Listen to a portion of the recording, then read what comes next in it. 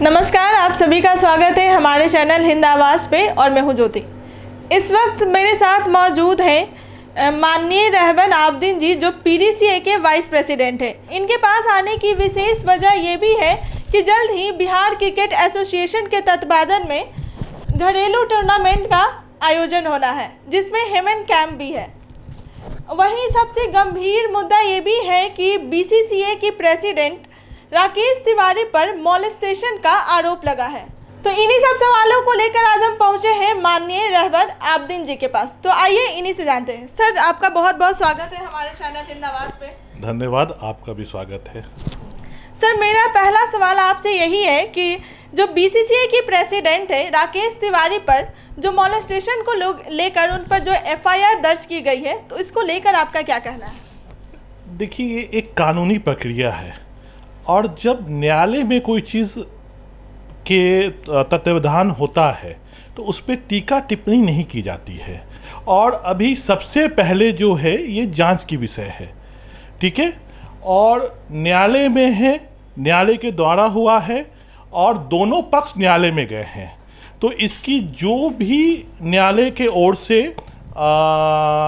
Decision आएगा या जो भी होगा, उसके बाद कुछ भी बोलना सही रहेगा। अभी बोलना बहुत जल्दबाजी होगा।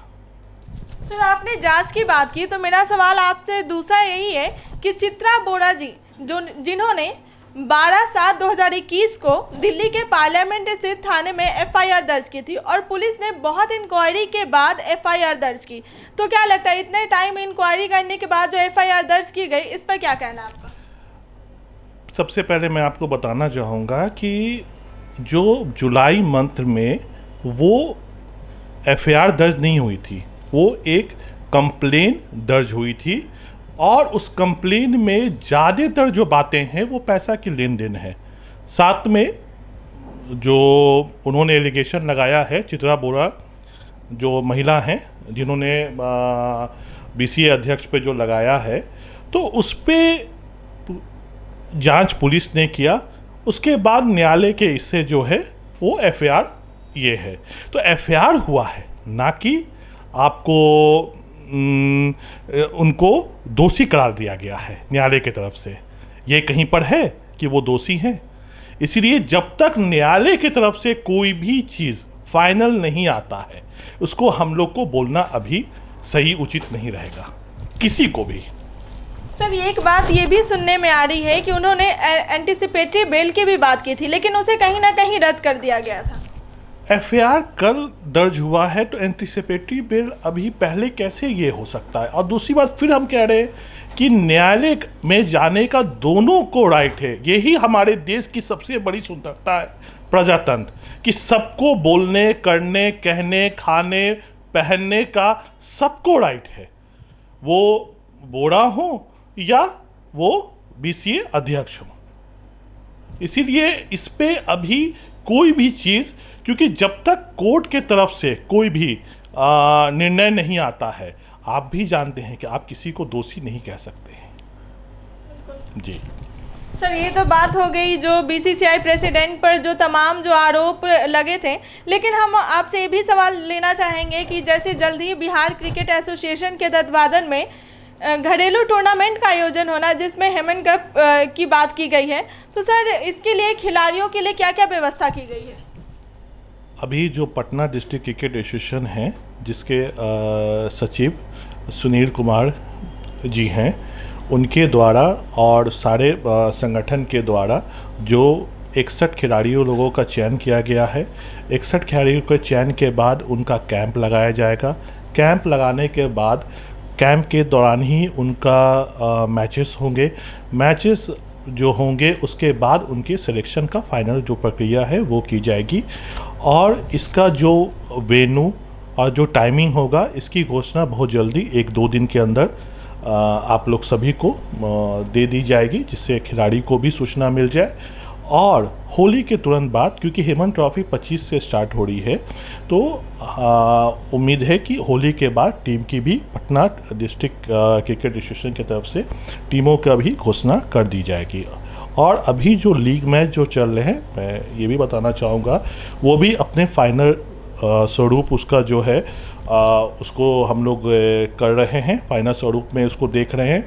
आप लोग भी देख रहे हैं, जो हमने कहा था कि मार्च तक हम लीग मैच ख़त्म कर देंगे, तो हमने अपने कहानुसार हमारे पूरे संगठन के तरफ से ये लीग मैच मार्च में कंप्लीट हो जाएगा। ए डिवीज़न, बी डिवीज़न में थोड़ा लेट इसलिए हुआ, वो भी होली के बाद जो बचे मैच स्टार्ट होंगे अप्रैल में वो भी ख़त्म हो जाएंगे, क्योंकि कोरोना काल आ गया, आप लोग को पता ही होगा।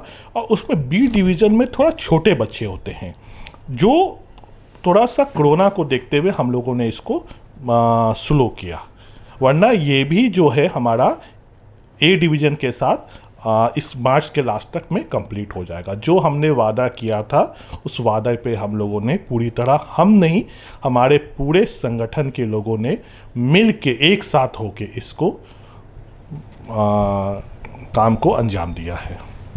सर, हेमन ट्रॉफी को लेकर खिलाड़ियों में भी काफ़ी उत्साह देखने को मिल रहा है, तो खिलाड़ियों के उत्साह को और बढ़ाने के लिए और क्या क्या चीज़ तमाम खिलाड़ियों के लिए किए जा रहे हैं?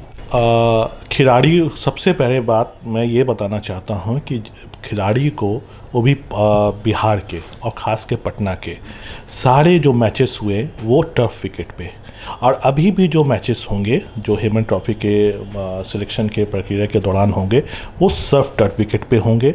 उनके सुख सुविधा के लिए जितनी भी चीज़ें होगी वो एसोसिएशन के द्वारा वो दिया जाएगा उनको, और दिया जा रहा है, वो लीग मैच हो या कोई भी अदर टूर्नामेंट हो। और जिसमें जो कमी है, जो बच्चे बहुत बैकवर्ड, बहुत नीचे, इससे बहुत उनके पास उस तरह का इक्विपमेंट खरीदने का नहीं है, उसको भी जो है हम लोग सेलेक्ट करके वैसे बच्चे को, उसको भी हम लोग हर चीज़ों से प्रोवाइड कर रहे हैं। जो हमको पता नहीं, हमारे एसोसिएशन को पता नहीं, लेकिन हमारे संपर्क में अब आप ही के द्वारा कोई आता है तो उसको हम लोग ज़रूर देख रहे हैं, उसके जो है उसके टैलेंट को, उसमें जो भी उसकी कमी है, जिस तरह का है ज़रूरत है, उसको हम लोग पूर्ति कर रहे हैं। तो एसोसिएशन के द्वारा खिलाड़ियों के लिए तमाम क्या क्या सुविधाएं दी जा रही हैं?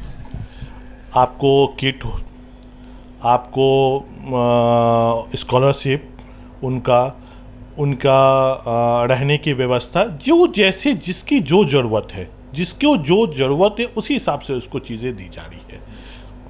सर, एक सवाल मेरा आपसे एक ये भी है कि मतलब बीसीसीआई के जो प्रेसिडेंट हैं उन पर आए दिन आरोप लगते रहे खिलाड़ियों के चयन को लेकर, तो क्या लगता है इसमें भी उनकी भूमिका है कि आरोप, इस डेमोक्रेसी में आरोप प्रत्यारोप जो है वो चलता रहता है।